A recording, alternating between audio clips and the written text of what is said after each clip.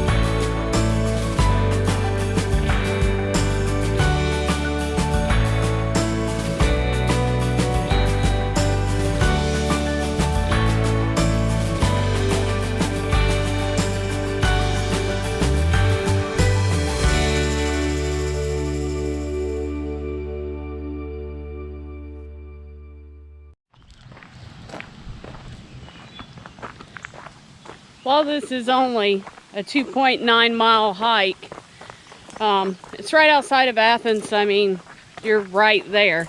So it's an easy to get to, has lots of things to see.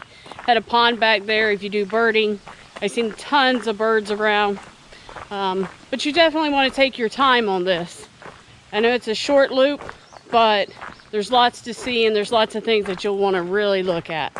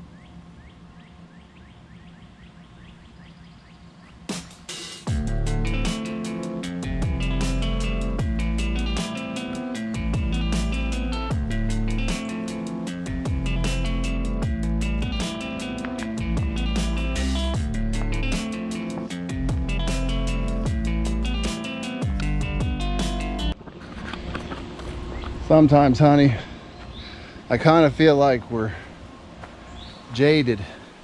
Why is that?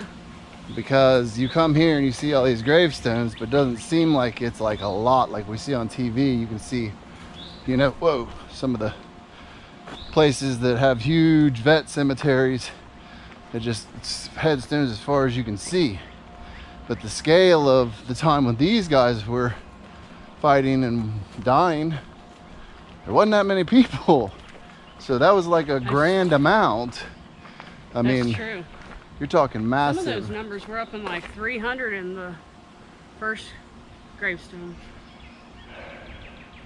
You gotta look at it for what it is, because back then you might have to move like 25 miles before you see anyone.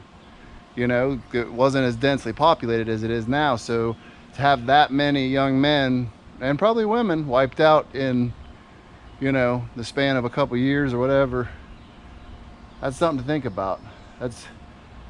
That's like comparing what 10 cents was back then to like $100 now. I mean, you have to understand times are different now, and we see it on TV and we think, well, that's not a very big cemetery, not a lot of people died. For the area and the space, that's a lot of people. That's a lot of people, so something to think about. Back to happier thoughts.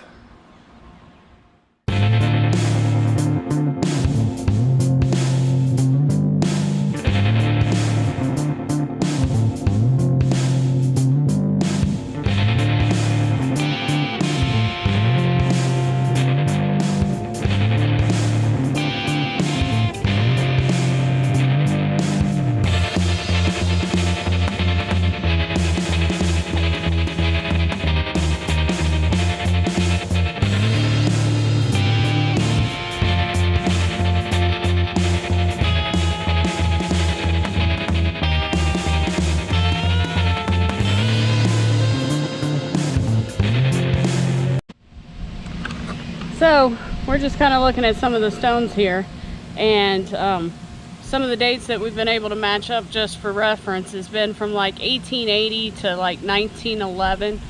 So these gravestones are pretty old. Some of the people were born back in the early 1800s though, so it's pretty neat to be able to look at them. Now I noticed that the markers in this graveyard that we're in right now is up in like the 400s. And then in the first one, it was up into the 300s. And then there's another small one over there. Don't know if we'll run across it anymore or not. Don't know that much about the history, but it's amazing how many graves are actually in this small of an area. And in the time span of even, you know, the amount of time that the mental hospital was open. Something to think about.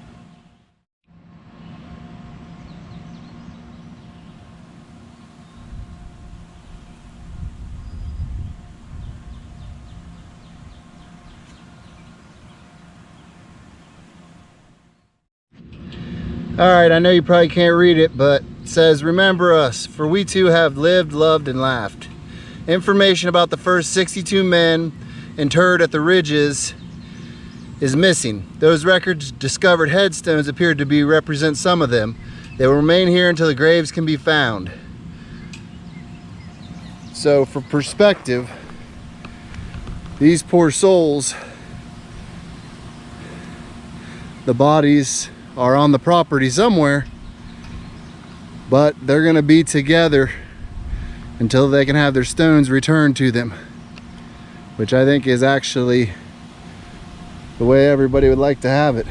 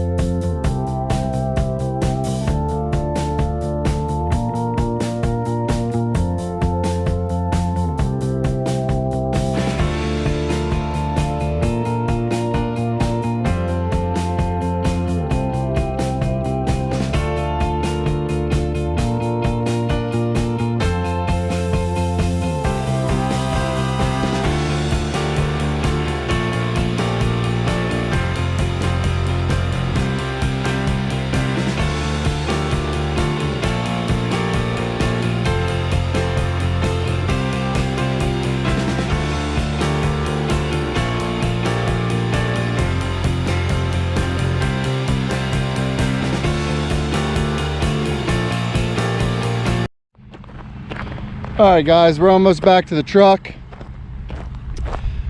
I want to say that if you come here, there's a million reasons to come here. Whether it's to pay your respects, whether it's to learn about the history of this place, whether it's to enjoy the birds, because there's a ton of birds here, whether it's nature, or even the views. This has the small city feel, like the quaint hometown feel, in the middle of a giant college town.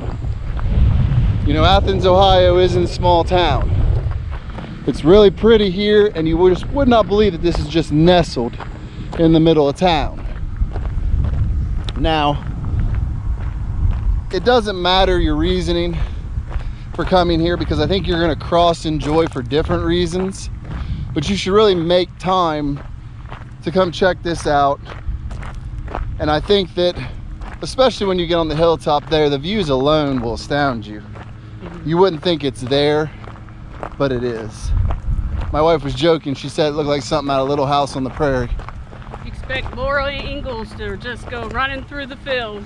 Yep. It really is gorgeous up there on top of that hill by the end. But you can't always judge that these smaller places are not gonna just be phenomenal from many different ways. Sometimes you just have to go out and explore to find out how nice they are. Sometimes you really got to take your time to really explore. Yeah, we didn't come here with any intentions of hurrying. You know, we came here with plenty of water, and we just said it's gonna take whatever it takes. And it took us a while because we were going slow and really enjoying it. But it was worth every moment. And bring someone you like to spend time with and enjoy it together. But until next time, I'm Tony. I'm Missy. And make time for the small places just like you do for the big ones.